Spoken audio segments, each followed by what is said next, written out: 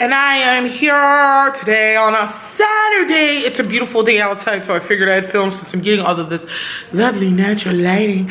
I thought I would film today my review on episode 5, and then Wednesday I'll give you a video on episode 6 because I thought episode 6 was done very well, but we're talking about episode 5, you guys.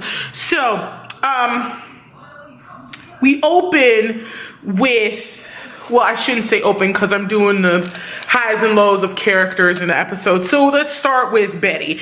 Betty tried to be honest with her mama and showing her the letter that the Black Hood gave her. But of course, Alice being Alice being the bitch that she is, didn't believe Betty. And I just thought it was extremely hurtful how you would think that your daughter would genuinely want to lie about something like that, something that's terrorizing the town. I thought Alice was being a complete asshole. But before that moment,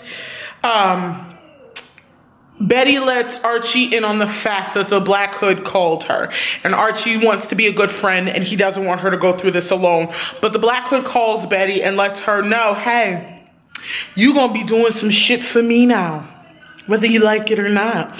So the first thing he wants her to do is post something about her mother's past, which was, back in the day, Alice used to be a Southside Serpent, which is crazy how much she bitches about them. She used to be a Southside Serpent, and she used to do crazy and wild things. Well, one of those wild things was she was arrested and released on bail. So he said, post that. And she's like, I'm not going to do that. And the Black Hood's all like, your mama a thorn in our side, so you got to do this, or I'm going to fuck your family. You know, shit like that. Shit that killers say to manipulate people. So at first she like, no. But then when her mama act like a complete old bitch out of nowhere, like the fact that you said that her and Jughead would concoct this shit together. Bitch, okay. Anyway, so I liked watching Alice get her comeuppance, and I love the scene because Pops is the one that has to break it to her, and he's like, I don't judge you, Alice. It was a long time ago. And she's like holding the paper like, what the fuck? And then looks at it and then freaks out, and I love how she's badgering Betty about it, but Betty's all like, you do this shit every day. Oh well. Who gave you this? Because I know I ripped it out of every single publication. Well, maybe one of those people you constantly talking about. Like, I love because Betty was not wavering. Because you know what? I would feel that way too if I'm coming forward with something that's been hurting me. Because you would see naturally a teenage girl would be upset and hold something like that letter. When you get a letter saying a killer is killing people for you, you gonna keep that shit too. Because on the flip side, it could look like she is suspect. And on the other side, that's just a lot. If you're the town goody, you don't want people to look at you differently. So the fact that Alice didn't think of all those things and would just accuse her of lying, she got what she fucking deserved. But Alice had one of my favorite scenes in the episode that don't redeem her being a bitch, but that scene was everything. We'll get there in a minute. But Betty also did some interesting things in this episode. The Black Hood basically told her that she has to cut out everyone in her life because he doesn't like sharing her with other people. And, which you feel bad for Betty in the instance because you know he's going to manipulate her, or at least try to, in the sense, to get everybody that she loves around her to either hate her or turn their back on her, leaving her virtually alone so he can come in, swoop in, and do whatever the fuck he wants to do to her. So that's the whole scary part of the thing. But let's take a break on Betty and let's go to Veronica. Veronica is excited because she's just heard news from her dad that the Sinclairs are coming into town. And apparently she was really good friends with this guy named Nick. And they were the will they, won't they of New York. Will they date? Won't they date? They're so cute together, blah, blah, blah. I was excited for the arrival of Nick for the simple fact is that it's been talked up so much, and that, you know, Veronica's ex is going to bring out the bad side of Veronica, which surprisingly he didn't. If anything, he brought out some of Veronica's most redeeming, best qualities. Personally, throughout this episode, I feel like as a young woman, she really showed the fuck up in this episode, and I really liked the character arc and the development of her character, since Veronica is trying to be a better girl and she's not trying to do the whole mean girl shit anymore. So the arrival of Nick, first he's pretty sweet, everything is normal. He wants to throw a party after he hears about Veronica is in a band called the Pussycats. He wants to get to know the people of this town, when that's not really the case. He just wants to judge these people in a small town since he's from the big city. They throw the party. And at first, Archie is very skeptical of this man. You should be. He all up on your girl too much. Like, Nick was getting on my nerves, calling Veronica sexy and shit. And she even looking at him like, my boyfriend, like, right here. So they have the party and Nick is like, hey, let's do drugs. Much like teens do at a party. And Veronica's at first like, no. And then he's all like, well, maybe we need to go off to a room so we don't corrupt the children. And she's like, back off. And then Archie's like, no, okay, I'll partake. The Pussycats do some drugs. Cheryl and Kevin do some drugs. But of course, goody Betty. Betty's not going to do nothing. Oh, and Reggie was there too, because Reggie was the one who gave him the drugs. They partying, they bullshitting, they having a good time.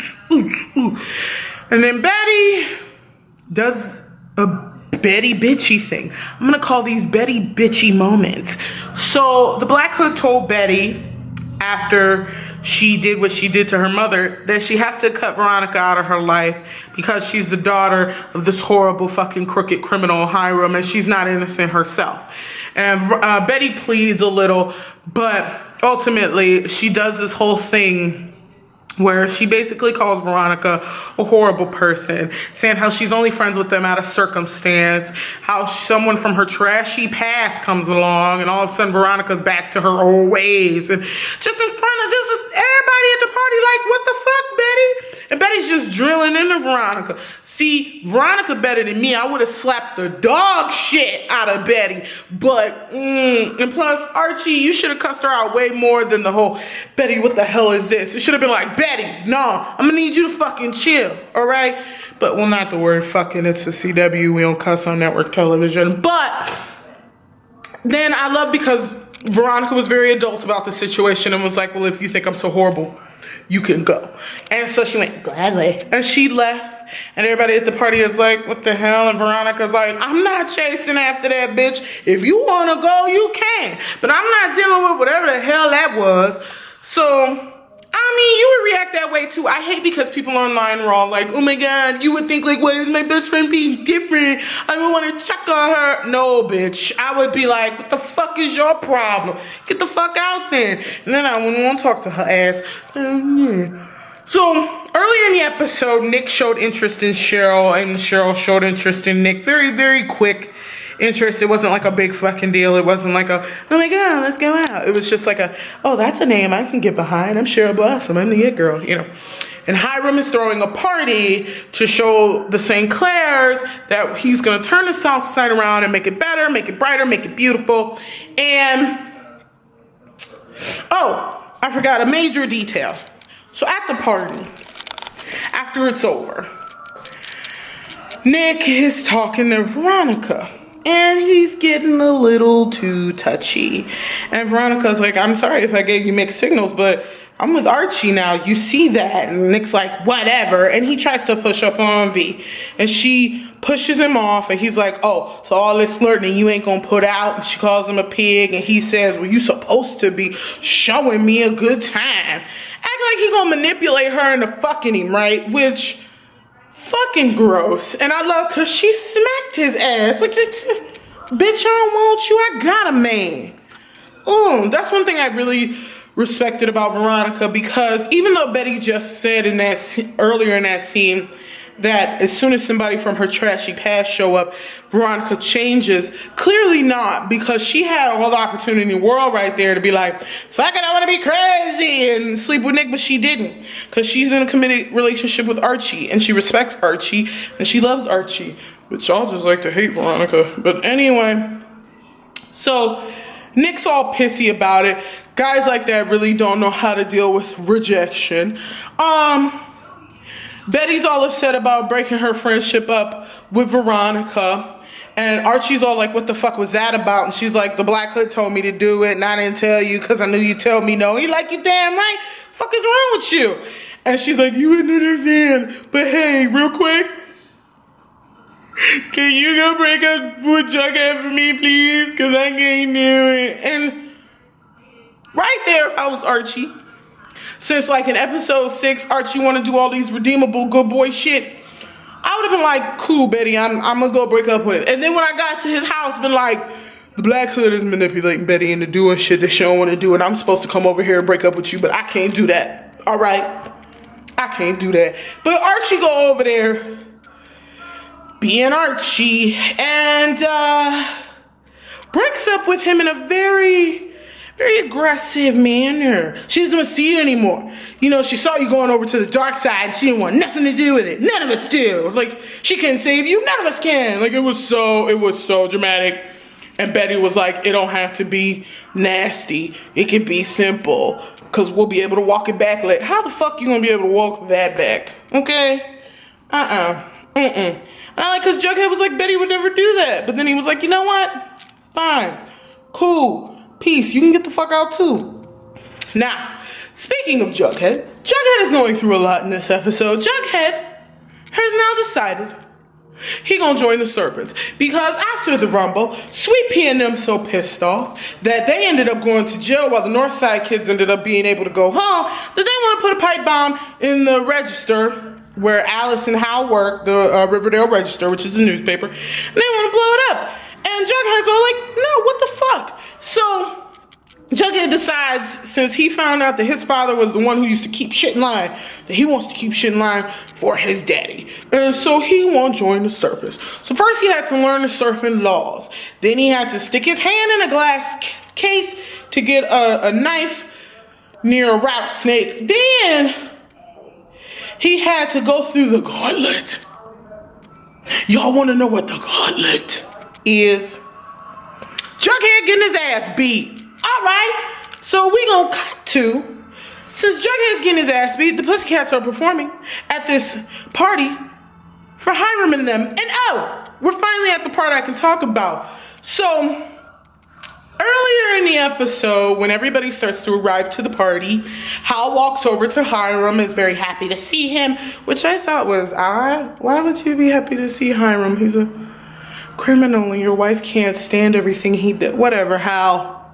Fuck you, Hal. But anyway, Hal walks over to Hiram. He's very excited. And Hiram's like, where's Alice? And Hal's like, oh, well, you know, she, after the mugshot came out, she was all distraught and stuff. And we thought it was best she stay home. Shoot to Hermione and Mr. Andrews. So they're having a conversation. And she's like, Fred, I want you up there with me and Hiram because you did build it. And he's like, well, that part's true. And then Hermione goes, oh my God. Then the music cue up and you see these feet stepping. And I'm like, oh, bitch. My mama like, is it Cheryl? I'm like, no, bitch. That's Alice in the thunder. Feel the thunder, boom, boom, boom, lightning, and she was getting it, all right? Coming in there with her fucking snake print orange outfit on with the high-low and the shorts and the fucking snake bracelet and the snake necklace, and bitch was getting it! Oh my God. If you follow me on Snapchat, you already know that's one of my favorite scenes. Like, that bitch was getting it, okay? And I love because she's stepping, looking around like, whatever, yeah, I'm here, bitch. And then she see her husband. Shove it, Hal. Takes his drink, like, fuck you. But shoot to some of the most important things that happen in the episode. So, fast forward throughout this party. Cheryl shows up. Nick is happy to see her. He hands her a glass of champagne, but when he turns away to grab it, he roofies her. Gives it to her. Cheryl, of course, drinks it down in all one gulp, not knowing this motherfucker just roofied her. The Pussycats are performing Take Me Out Tonight from the movie Rent, and they see Cheryl stumbling. And Nick is like, oh, you wanna go out? Or are you okay? She's like, I just need some air. And what I love was, you see Veronica and Josie see that something's not right. And they're gonna go follow that shit. I love that because they're showing young girls, if you see some shit that isn't right, you go. You go check. You go follow and you go check. And they went all the way to that hotel, and she's sliding and stumbling up the hallway, and he controlling her, and he throws Cheryl down on the bed, and he goes to take his jacket off. I'm getting freaked out, y'all. Oh my God, I'm a baby Cheryl. Oh Lord, not Cheryl, no, somebody. And then they get to the hall, they open that door and they fuck him up. Oh my God. Y'all, I was howling and clapping and screaming. That was the best shit. Riverdale writers, y'all did that. Cause y'all didn't just have Veronica and the girls come in and save Cheryl, cuss him out and do a whole thing. No, y'all had Veronica throw that punch like that bitch wasn't scared, and you had Melody and fucking Valerie beating ass. Like, it was the best. It was the best. Like, that was something young girls need to see. The whole transaction. Because it needs to show girls to stick up for each other, fight for each other. You see something, say something. Okay, they weren't gonna let Cheryl go out like that. And another moment that I loved was when you go back to Veronica's apartment and Cheryl's saying, if y'all hadn't come, oh my God, and Archie's pissed. Archie wants to fuck him up. And when Betty goes, it wasn't your fault, V. And Veronica just look at her like, bitch, didn't you just say I'm a horrible fucking person? And didn't say nothing. And Cheryl's like, I want him to pay, blah, blah, blah. But I fucking love that episode. I thought it was so well done. I love when Betty goes in the house and she put on the mask. And he's like, we're the same. And then he's like, give me a name at the end of the episode. And she's like, I don't want to, no. And then she just turns and goes, Nick St. Clair. He's staying at the 5 seasons. Thank you. Click! That episode was so good, y'all. But anyway, tell me what you thought about the episode below. Tell me what you thought of that scene. Tell me what you think about everything that's been happening. And like I say at the end of all my videos, if no one's told you that you're awesome and that they love you, I think you're awesome and I love you. Peace.